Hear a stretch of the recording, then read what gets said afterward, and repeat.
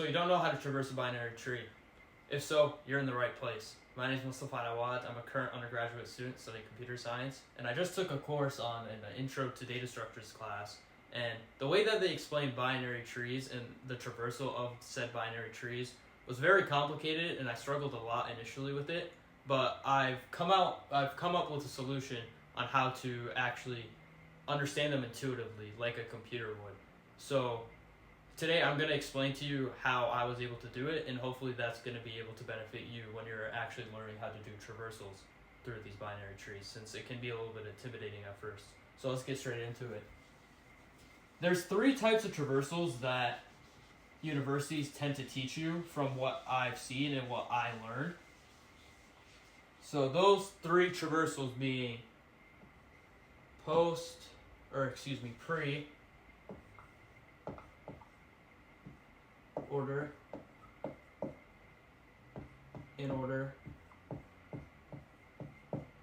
and then post order. And for right now, all I really need you guys to understand is with these 3 traversals, the first thing is that they always start from the left, right? We're always going to traverse the left subtree. And the second, which I think is the bigger part of the picture, is that pre-order means 1, in order means 2. I'm using Roman numerals to depict that. So that's the Roman numeral for 2, that's the Roman numeral for 1. And then post order means 3.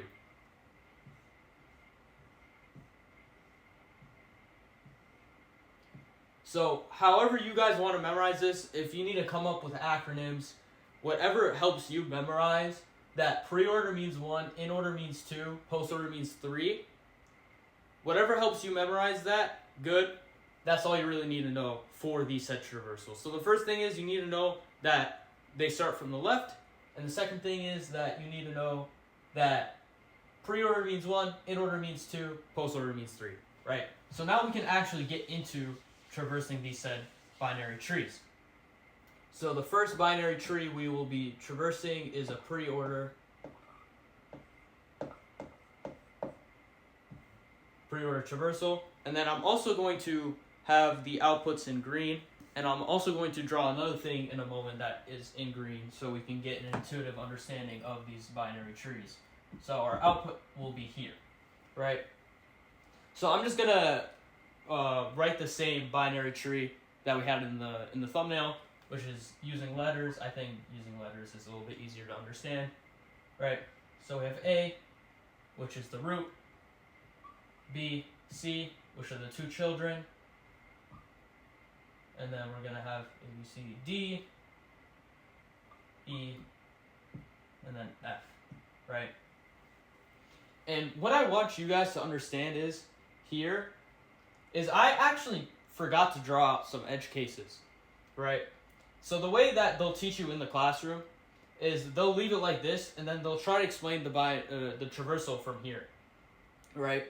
But in reality, what's going on is the computer recognizes that each one of these nodes here has a missing edge. What an edge is just a thing that connects a node to a node. So this right here would be an edge. Right? That right there is an edge. But the reason why I drew it in green and as a squiggle is because this edge is actually null, right? In the computer, what it'll do is it will actually go into that node and it will realize, oh, wait a minute, this node is null. This edge is null. So I'm gonna go back into that node that actually has something in it, right? And that's what I want you guys to understand as we're doing these traversals. We're going to use these imaginary edges to our advantage to actually traverse this tree, right? So first, we have a pre-order traversal. And again, what pre-order means is we're going to only hit an edge, or not an edge, excuse me. We're only going to hit a node once, right? So as I'm drawing a line, I like to draw a line to actually visualize me going and traversing the tree. Once we hit that A once, which I just hit that A, we're going to have a counter 1, and we're going to instantly eliminate it. right? And we're going to output it. A. So our first output in a pre-order traversal would be the root. And in this case, it's A for us, right? So we're going to output A. Then we move on to B.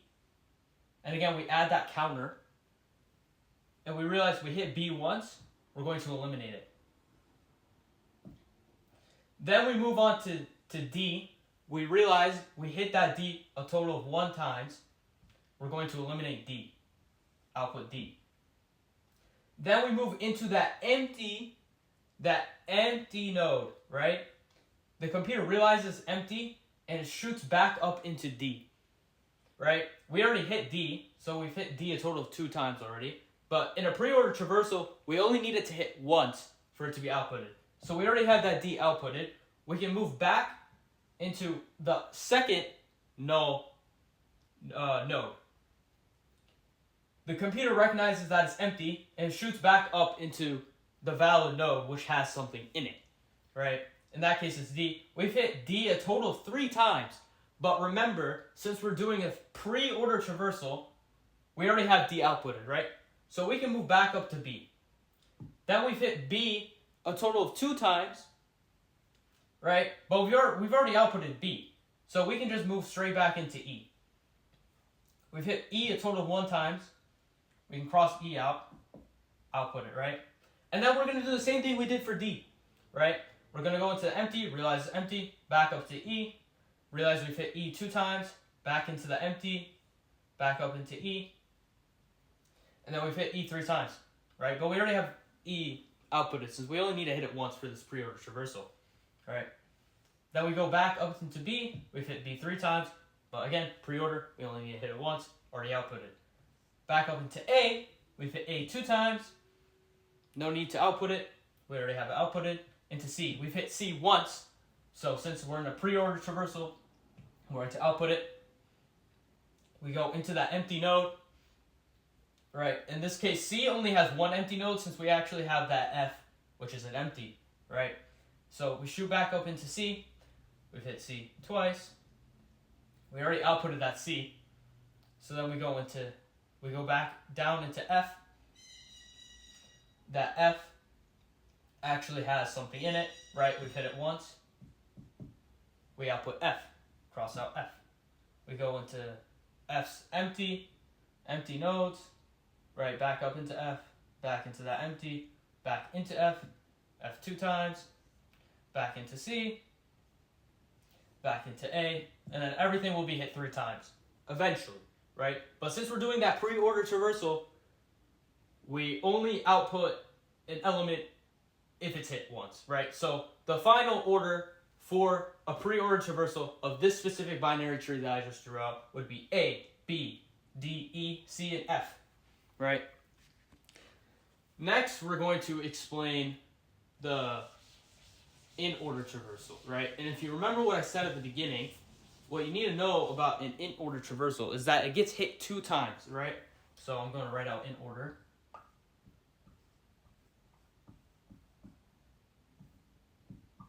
2, right? With an in-order traversal, an element must be hit 2 times in order for it to be outputted. So I'm going to use that same exact binary tree, so there's no confusion, hopefully.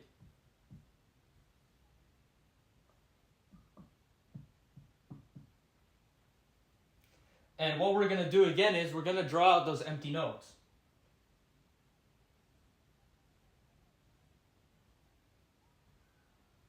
Right? And we're also going to draw out our output. Our output will be here. So again, we're going to start at the root. With any one of these traversals, you always start at the root and you always visit the left subtree first. Right? So we're going to enter at A.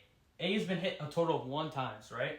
So there's no need to print it yet, since this time we're hitting it 2 times in order to output it, right?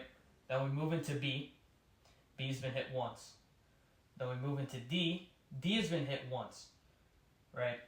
Then we move into that empty node, right? The computer recognizes, oh shoot, this is empty. I need to move back into D. Moves back up into D. D's been hit a total of 2 times. So we can cross it out, output D, right? but the computer still goes and it recognizes that that node is empty. It goes back and hits D 3 times. But we already outputted D, so there's no need to do anything else, right? We move back up into B. We realize B has been hit twice now, so we can actually go ahead and output B. Because our traversal method is in order, meaning that once a node is hit twice, we can output it, right? So B, that's a really bad B. I'm going to redraw that B. B has been outputted, right? Then we move back into E. E has been hit once. We go into its empty node, realize it's empty. We go back into that E. E has been hit twice. We can output E. We go back into the empty node, back up into E. E has been hit 3 times, but since we already outputted E, there's nothing left for us to do, right? We go back up into B. B has been hit 3 times, but since we already outputted that B, there's nothing we need to do. Then we go up into A. A has been hit twice now, right? We visited A twice now. So we can go ahead and cross out A and output the A, right? So that's our entire left subtree visited. We can move into C. Or excuse me, we're not outputting that yet. C has been hit once. We move into its empty node. We realize it's empty, so shoot back up into C, excuse me. We realize C has been hit twice now. We can cross C out. C now gets outputted. We move into F. F has been hit once. We move into its empty node. We realize F has been hit twice now because it shot back up into F. We go back down into its empty node. We visit its empty node. Node is empty, so we shoot back up into F. F has been hit 3 times, but since we hit it twice here, we can actually cross it out and output F, right? We go back up into C. C has already been outputted, hit 3 times. We go back up into A. A has already been outputted, hit 3 times, right? So you can see kind of how important it is to actually draw out the empty nodes. Because if I didn't have those empty nodes, I wouldn't even realize that they were there, and it would just make the explanation that much harder. And I really think that this shows in the in order and as well as the post order. So now I'm also going to go over the post order. Again, just to reiterate, for the in order traversal of our specific tree here was D, B, E, A, C, and F, right?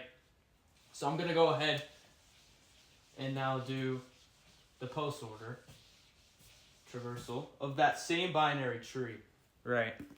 So here we have post order.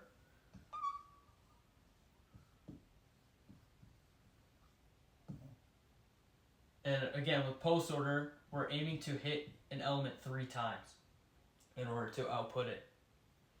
So we're going to start with that A, move into B, C, D, E, and F. And then we're going to list our outputs here.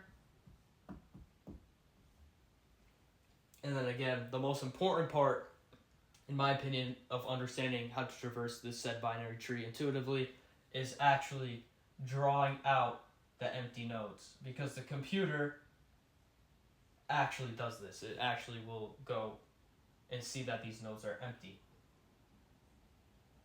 Right? So again, with all these traversals, we're always going to start at the root.